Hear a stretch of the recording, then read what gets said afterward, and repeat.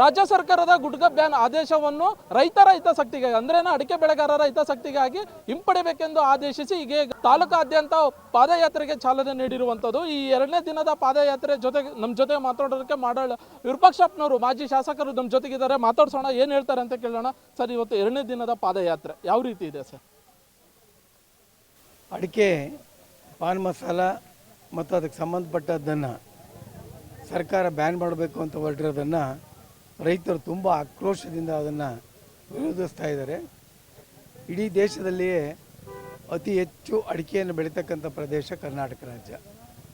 ಇಲ್ಲಿಂದ ದೇಶದ ನಾನಾ ಭಾಗಗಳಿಗೆ ಅಡಿಕೆ ಹೋಗ್ತಾ ಇರೋದ್ರಿಂದ ಅಲ್ಲಿಂದ ಸಾಕಷ್ಟು ಸಂಪತ್ತು ಹರಿದು ನಮ್ಮ ಕರ್ನಾಟಕ ರಾಜ್ಯಕ್ಕೆ ಬರ್ತದೆ. ಅದನ್ನು ಬೆಳೆಸ್ಕೊಂಡು ಅಡಿಕೆ ರೈತರು ಮಾಡ್ತಕ್ಕಂಥ ಮನೆ ಕಟ್ಟೋದಿರ್ಬೋದು, ಬೇರೆ ಬೇರೆ ಅಭಿವೃದ್ಧಿ ಕೆಲಸಗಳಿಂದ ಸಾಕಷ್ಟು ಟ್ಯಾಕ್ಸು ಕರ್ನಾಟಕ ಸರ್ಕಾರಕ್ಕೆ ಸಿಗ್ತದೆ. ಹಾಗೆಯೇ ಮಾರಾಟ ಮಾಡಿದಾಗ GST ರೂಪದಲ್ಲಿ ಸುಮಾರು 398 ಕೋಟಿ ರೂಪಾಯಿಗಳ ಹಣ ಇವತ್ತು ಸರ್ಕಾರಕ್ಕೆ ಸಿಗ್ತದೆ. ಆದರೆ ಸರ್ಕಾರ ಯಾತಕ್ಕಾಗಿ ಇದನ್ನು ಮಾಡೋದಕ್ಕೆ ಕೊಟ್ಟಿದೆಯೋ ಗೊತ್ತಿಲ್ಲ. ಕರ್ನಾಟಕ ರಾಜ್ಯದ ಸುಮಾರು 144 ತಾಲೂಕುಗಳಲ್ಲಿ ಅಡಿಕೆ ಬೆಳೆಗಾರರಿದ್ದಾರೆ. ಸುಮಾರು ಈ ಕಡೆ ಭಾಗದ ಸೌತ್ ಕೆನರಾ ಇರ್ಬೋದು, ನಾರ್ತ್ ಕೆನರಾ ಇರ್ಬೋದು, ಶಿವಮೊಗ್ಗ ಇರ್ಬೋದು, ದಾವಣಗೆರೆ ಇರ್ಬೋದು, ಚಿತ್ರದುರ್ಗ ಇರ್ಬೋದು, ಹಾಗೆಯೇ ಹಾಸನ, ಮಂಗಳೂರು, ಚಿಕ್ಕಮಗಳೂರು, ಮೈಸೂರು, ಈ ತುಮಕೂರು, ಇಲ್ಲೆಲ್ಲ ಅತಿ ಹೆಚ್ಚು ಅಡಿಕೆ ಬೆಳೆಗಾರರಿದ್ದಾರೆ. ಅದರಲ್ಲೂ ಈ ದಾವಣಗೆರೆ ಜಿಲ್ಲೆ ಮಧ್ಯ ಕರ್ನಾಟಕದಲ್ಲಿ ಹಾವೇರಿನಲ್ಲೂ ಸಾಕಷ್ಟು ಅಡಿಕೆ ಬೆಳೆಗಾರರಿದ್ದಾರೆ. ಇದು ಸುಮಾರು 1 ಕೋಟಿಗೂ ಹೆಚ್ಚು ಜನ ಈ ಅಡಿಕೆ ಮೇಲೆ ಅವಲಂಬಿತರಾಗಿದ್ದಾರೆ. ಸುಮಾರು 50 ಲಕ್ಷ ಕುಟುಂಬಗಳು ಅಡಿಕೆ ಬೆಳೆಯನ್ನು ಬೆಳೀತಾ ಇದ್ದಾರೆ. ಹಾಗೆಯೇ 50 ಲಕ್ಷ ಕುಟುಂಬ ಕಾರ್ಮಿಕರು ಇದಕ್ಕೆ ಅವಲಂಬಿತರಾಗಿ ಜೀವನವನ್ನು ನಡೆಸ್ತಾ ಇದ್ದಾರೆ. ಗುಟ್ಕಾ ಇವರೇನು ಬ್ಯಾನ್ ಮಾಡೋದಕ್ಕೆ ಹೊರಟಿದ್ರೆ ಇದೇ ರೀತಿ ಆದರೆ, ಏಕೆಂದರೆ ಕರ್ನಾಟಕ ರಾಜ್ಯದಲ್ಲಿ ಅದನ್ನು ಮಾಡಬಾರ್ದು. ಕರ್ನಾಟಕ ರಾಜ್ಯದಲ್ಲಿ ಬೆಳೆಗಾರ ಇರತಕ್ಕಂಥದ್ದು. ಆದ್ದರಿಂದ ಕರ್ನಾಟಕ ರಾಜ್ಯ ಸರ್ಕಾರ ಮರುಪರಿಶೀಲನೆ ಮಾಡಬೇಕು. ಏನು ಮಾನ್ಯ ಮುಖ್ಯಮಂತ್ರಿಗಳು ಹೇಳಿದ್ದಾರೆ ಅದನ್ನು ವಾಪಸ್ ಪಡಿತೀನಿ ಅಂತ, ಆದರೆ ಇನ್ನೂ ಯಾಕೋ ನಮ್ಮ ಆರೋಗ್ಯ ಸಚಿವರು ಹಿಂದೆ ಮುಂದೆ ಮಾಡ್ತಾಯಿದ್ದಾರೆ. ಇವತ್ತು ಮಾನ್ಯ ಮುಖ್ಯಮಂತ್ರಿಗಳು ಈ ಆದೇಶವನ್ನು ವಾಪಸ್ ಪಡಬೇಕು, ರೈತರ ಪರವಾಗಿ ನಿಲ್ಲಬೇಕು. ಯಾಕೆಂದರೆ DK ಶಿವಕುಮಾರ್ ಸಹ ಸ್ವತಃ ಒಬ್ಬ ರೈತರ ಮಗ. ಆದ್ದರಿಂದ ಅವರು ರೈತರ ಕಷ್ಟವನ್ನು ಅರಿತು ಇದಕ್ಕೆ ತಕ್ಷಣ ಇದನ್ನು ವಾಪಸ್ ಪಡಿಬೇಕು. ಪಡೆದೇ ಹೋದರೆ ಉಗ್ರವಾದಂಥ ಹೋರಾಟವನ್ನು ಮಾಡಬೇಕಾಗ್ತದೆ, ವಿಧಾನಸೌಧ ಚಳುವಳಿ ಮಾಡಬೇಕಾಗ್ತದೆ. ಇದೇ ರೀತಿ ಅವರು ಕಂಟಿನ್ಯೂ ಆಗಿ ಆದರೆ ರಕ್ತ ಕ್ರಾಂತಿ ಆದ್ರೂ ನಾವು ಇದು ಮಾಡಬೇಕಾಗ್ತಿಲ್ಲ ಅಂಥ ಪರಿಸ್ಥಿತಿ ನಿರ್ಮಾಣ ಆಗ್ತದೆ. ಇದು ಈ ದಾವಣಗೆರೆ ಜಿಲ್ಲೆಯಿಂದ ಈಗ ಅಡಿಕೆ ಬೆಳೆಗಾರರು ಹೋರಾಟ ಪ್ರಾರಂಭ ಆಗಿದೆ. ಸುಮಾರು 8-10 ಜಿಲ್ಲೆಗಳ ಬೆಳೆಗಾರರು ಏನಿದ್ದಾರೆ ಎಲ್ಲ ಕಡೆ ಸಂಘಟಿತರಾಗಿ ಎಲ್ಲ ಕಡೆಯಿಂದಲೂ ಚಳುವಳಿ ಪ್ರಾರಂಭ ಆದರೆ ಒಂದು ರೀತಿಯಲ್ಲಿ ಕ್ರಾಂತಿ ರೂಪದಲ್ಲಿ ಇದಾಗ್ತದೆ. ಇದು ಇವರೇನಾದ್ರು ಇಮ್ಮಿಡಿಯೇಟಾಗಿ ವಾಪಸ್ ತಗೊಳ್ಳದೆ ಹೋದರೆ ನಾವೆಲ್ಲ ಅಡಿಕೆ ಬೆಳೆಗಾರರು, ಕೂಲಿ ಕಾರ್ಮಿಕರು ಎಲ್ಲರೂ ಸಂಘಟಿತರಾಗಿ ಬಹಳ ಬೃಹತ್ತಾದ ಮಟ್ಟದಲ್ಲಿ ವಿಧಾನಸೌಧ ಚಳವನ್ನು ಹಮ್ಮಿಕೊಳ್ಬೇಕಾಗ್ತದೆ. ಚನ್ನಗಿರಿ ಅಂದರೆ ಅಡಿಕೆ ನಾಡು. ಪ್ರತಿಯೊಂದು ಗ್ರಾಮದಲ್ಲಿ ಪಕ್ಷಾತೀತವಾಗಿ ಅಭೂತವಾದಂಥ ಸ್ವಾಗತವನ್ನು ಕೊಡ್ತಿದ್ದಾರೆ. ಇದ್ರ ಬಗ್ಗೆ ಹೇಳೋದಾದರೆ ಸರ್, ಚನ್ನಗಿರಿ ಜನ ಅವಲಂಬಿತವಾಗಿರೋದೇ ಅಡಿಕೆ ಮೇಲೆ.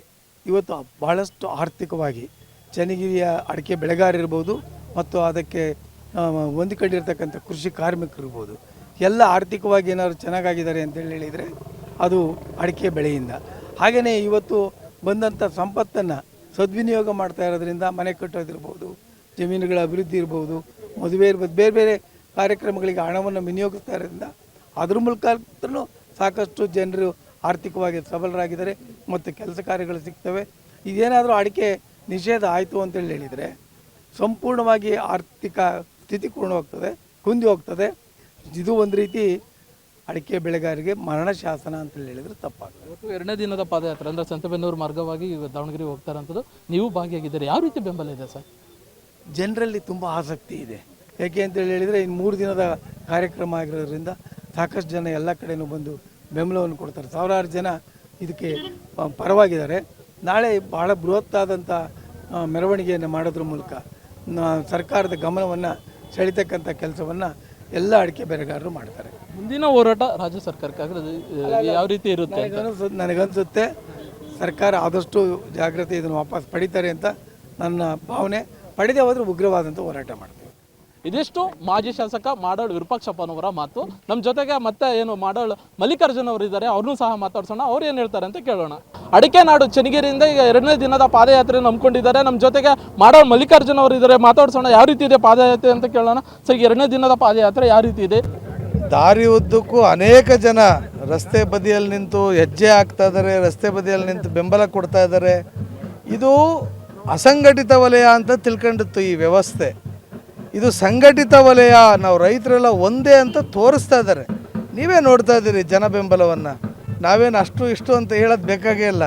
ಹಂಗೈ ನೋಡಿದರೆ ಗೊತ್ತಾಗುತ್ತೆ ಇದು ಎಷ್ಟು ಬೇಕು ಅಂತ, ಎಷ್ಟು ಜನ ಇದ್ದಾರೆ ಬೆಂಬಲಕ್ಕೆ ಅಂತ. ಅಭೂತಪೂರ್ವ ಬೆಂಬಲ ವ್ಯಕ್ತವಾಗ್ತಾ ಇದೆ. ನಾವು ದಾವಣಗೆರೆಗೆ ಕನಿಷ್ಠ 30-40 ಸಾವಿರ ಜನ ಸೇರಿ ನಮ್ಮ ಆಕ್ರೋಶ ಮುಗಿಲು ಮುಟ್ಟಬೇಕು, ಆ ರೀತಿ ನಮ್ಮ ಪ್ರತಿಭಟನೆ ಇರ್ತದೆ. ಸರ್ಕಾರಗಳಿಗೆ, ಈ ವ್ಯವಸ್ಥೆಗೆ ರೈತರು ಸುದ್ದಿ ಬಂದರೆ, ರೈತರಿಗೆ ದಮನಕಾರಿ ನೀತಿಯನ್ನು ಅನುಸರಿಸಿದರೆ, ಕುತಂತ್ರಿಗಳಿಗೆ ಸರಿಯಾದ ಬುದ್ಧಿ ಕಲಿಸೋ ಸಮಯ ಈಗ ಬಂದಿದೆ. ಅದನ್ನು ಮಾಡೇ ಮಾಡ್ತೀವಿ. ಮತ್ತು ಗುಟ್ಕಾ ಬ್ಯಾನು ಅವರು ವಾಪಸ್ ತಗೊಳ್ಳಲ್ಲ ಅಂತ ಹೇಳಿರೋದು ಖಾದರ್ ಅವರು ಅತ್ಯಂತ ಖಂಡನೀಯ. ಇದರಿಂದ ನಮ್ಮ ಕೃಷಿ ಕೂಲಿ ಕಾರ್ಮಿಕರಿಗೆ, ನಮ್ಮ ಯುವಕರಿಗೆ, ಬೆಳೆಗಾರರಿಗೆ ಅನ್ಯಾಯ ಆಗ್ತಾ ಇದೆ. ತತ್ಕ್ಷಣಕ್ಕೆ ನೀವು ಅದು ವಿಚಾರ ಭಾಳ ದೊಡ್ಡದಿದೆ. ಅದು ನೀವು ಈ ನಿಮಿಷಕ್ಕೆ ತಗೊಳ್ಳೋ ಅಂಥ ನಿರ್ಧಾರಗಳು ಅಲ್ಲ. ಅದು ಅವಕ್ಕೆ ಭಾಳ ರಿಸರ್ಚ್ ಸೆಂಟ್ರ್ ಆಗಬೇಕು. ಇವತ್ತು ನಾವು 50 ಲಕ್ಷ ಕುಟುಂಬಗಳು ಅಡಿಕೆಗೆ ನಾವು ಅವಲಂಬಿತರಾಗಿದ್ದೀವಿ. ಡೈರೆಕ್ಟ್ ಇಂಡೈರೆಕ್ಟ್ ನಾವು ಅವಲಂಬಿತರಾಗಿದ್ದೀವಿ. ಆರ್ಥಿಕತೆ ಇವತ್ತು ನಮ್ಮ ದೇಶದಲ್ಲಿ, ನಮ್ಮ ರಾಜ್ಯಕ್ಕೆ ಅತಿ ಹೆಚ್ಚು ಲಾಭ ಬರ್ತಾ ಇದೆ. GST 700-800 ಕೋಟಿ ಕಟ್ತಾ ಇದ್ದೀವಿ. ಮತ್ತು ಅನೇಕ ಉಪಯೋಗಗಳು ಇದರಿಂದ ಆಗ್ತಾಯಿದೆ. ಸಾಮಾಜಿಕವಾಗಿ, ಆರ್ಥಿಕವಾಗಿ ನಮಗೆ ಉಪಯೋಗ ಆಗ್ತಾ ಇದೆ. ಇನ್ನೂ ಇದನ್ನು ನಮ್ಮನ್ನು ದಮನಕಾರಿ ನೀತಿ ನೀವು ಅನುಸರಿಸಿದರೆ, ಯಾವುದು ಸರ್ಕಾರಗಳು, ವ್ಯವಸ್ಥೆಗಳು, ಕಾಳಸಂತೆಕೋರರು ಎಲ್ಲರಿಗೂ ಎಚ್ಚರಿಕೆ ಕೊಡ್ತಾ ಇದ್ದೀವಿ. ಮುಂದಿನ ದಿನಗಳಲ್ಲಿ ನಾವೀಗ ಬೆಳೆಗಾರರು, ಕೂಲಿ ಕಾರ್ಮಿಕರು, ತಾಯಂದರು ಒಂದಾಗಿದ್ದೀವಿ. ಮುಂದಿನ ದಿನಗಳಿಗೆ ಇದಕ್ಕೂ ಹೆಚ್ಚು ಪಾಠ ಕಲಿಸ್ತೀವಿ. ತತ್ಕ್ಷಣ ಗುಟ್ಕಾ ನಿಷೇಧವನ್ನು ಖಾದರ್ ಅವರು ಹಿಂಪಡಿಬೇಕು. ಇದು ನಮ್ಮ ಆಗ್ರಹ. ಇಲ್ಲದೆ ಹೋದರೆ ಯಾರೂ ರೈತರನ್ನ ಮುಟ್ಟಿ ಉಳ್ಕೊಂಡ್ರೆ ಸಾಧ್ಯನೇ ಇಲ್ಲ. ಬರೀ ಬೆಂಗಳೂರಲ್ಲ, ಯಾವ ಹೋರಾಟಕ್ಕೆ, ಯಾವ ಹಂತಕ್ಕೆ ಬೇಕಾದ್ರೂ ನಾವು ಬೆಳೆಗಾರರು ಹೋಗ್ತೀವಿ ಅಂತ ಎಚ್ಚರಿಕೆ ಕೊಡ್ತಾ ಇದ್ದೀವಿ. ಇವತ್ತು 2ನೇ ದಿನದ ಪಾದಯಾತ್ರೆ ಯಾವ ರೀತಿ ಇದೆ ಸರ್? ನೀವೇ ನೋಡ್ತಾ ಇದ್ದೀರಲ್ಲ, ಅಭೂತಪೂರ್ವವಾಗಿದೆ. ದಾರಿ ಉದ್ದಕ್ಕೂ ಎಷ್ಟು ಜನ ಬರ್ತಾ ಇದ್ದಾರೆ, ಎಷ್ಟು ಬೆಂಬಲ ಕೊಡ್ತಾ ಇದ್ದಾರೆ. ಗಂಟೆಗೂ ನಿಮಿಷಕ್ಕೂ ಜನ ಬಂದು ಬೆಂಬಲ ಕೊಟ್ಟು ಇನ್ನೂ ನಮ್ಮದು ಎಷ್ಟು ಜಾಸ್ತಿ ಜನ ಆಗ್ತಾ ಇದ್ದಾರೆ ಅಂತ ನೋಡಿದ್ವಿ. ಸಂತೆಬೆನ್ನೂರಲ್ಲಿ ಒಂದು 500 ಜನದಿಂದ ಶುರು ಮಾಡಿದ್ವಿ 2ನೇ ದಿನ. ಬರ್ತಾ ಈಗೆಲ್ಲ 1500 ಜನ ಆಗಿದ್ದಾರೆ. ಇನ್ನೂ ಮುಂದಕ್ಕೆ 10,000 ಜನ ಆಗ್ತಾರೆ. ಇದು ಪಕ್ಷಾತೀತ ಜನ ಆಗ್ತಾರೆ. ಪಕ್ಷಾತೀತವಾದಂಥ ಪಾದಯಾತ್ರೆ. ಪಕ್ಷಾತೀತ, ನಾವು ಸೀಮಿತವಾದ ಪಕ್ಷಕ್ಕೆ ಸೇರಿರ್ಬೋದು, ಆದರೆ ಜನ ನಮ್ಮ ಸಾರ್ವಜನಿಕರು, ಕೇವಲ ಇನ್ನೊಂದು ಪಕ್ಷದವರು ಅಂತಲ್ಲ, ಸಾರ್ವಜನಿಕರು ಇದಕ್ಕೆ ಬೆಂಬಲ ಕೊಡ್ತಾ ಇದ್ದಾರೆ. ಬೆಳೆಗಾರರು, ತಾಯಂದರು, ನಮ್ಮ ಕೃಷಿ ಕೂಲಿ ಕಾರ್ಮಿಕರು ಎಲ್ಲರೂ ಬೆಂಬಲ ಕೊಡ್ತಾ ಇದ್ದಾರೆ. ನಾಳೆ ಹೋರಾಟ ಯಾವ ರೀತಿ ಇದೆ ಅಂದರೆ, ನಾಳೆ ದಾವಣಗೆರೆಗೆ ಬರ್ತೀರಾ? AC ಆಫೀಸ್ ಮುಂದೆ ಏನು ಪ್ರತಿಭಟನೆ ಆಗ್ತೀವಿ? ನಮ್ಮ ಆಕ್ರೋಶ ಮುಗಿಲು ಮುಟ್ತಿದೆ. ಯಾರು ಕಾಳಸಂತೆಕೋರರಿದ್ದಾರೆ, ವ್ಯವಸ್ಥೆಯಲ್ಲಿ ರೈತರನ್ನ ದಮನಕಾರಿ ನೀತಿಯನ್ನು ಅನುಸರಿಸ್ತಾ ಇದ್ದಾರೆ, ಎಲ್ಲರಿಗೂ ತಕ್ಕ ಪಾಠ ಕಲಿಸಿದ್ರೆ ಮೊದಲನೇ ಹೆಜ್ಜೆ ಇಡ್ತೀವಿ. ನಾಳೆ ಮುಂದಿನ ಹೋರಾಟ ಯಾವ ರೀತಿ ಇರುತ್ತೆ? ಒಂದು ವೇಳೆ ಆದೇಶ ಹೊರಬಿಡ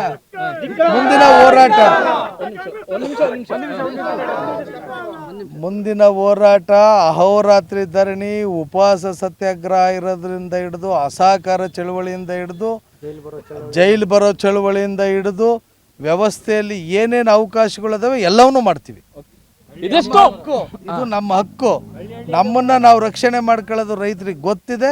ರೈತರನ್ನ ಕೆಡಕಬೇಡಿ, ಅಷ್ಟೇ ಎಚ್ಚರಿಕೆ ಕೊಡ್ತಾ ಇದ್ದೀವಿ. ಇದಿಷ್ಟು ಮಾಡಾಳ್ ಮಲ್ಲಿಕಾರ್ಜುನ್ ಅವರ ಕ್ಯಾಮ್ರಾ ಪರ್ಸನ್ ರಾಕೇಶ್ ಜೊತೆ ಅಣ್ಣೇಶ್, ಒನ್ ಕನ್ನಡ ನ್ಯೂಸ್, ದಾವಣಗೆರೆ.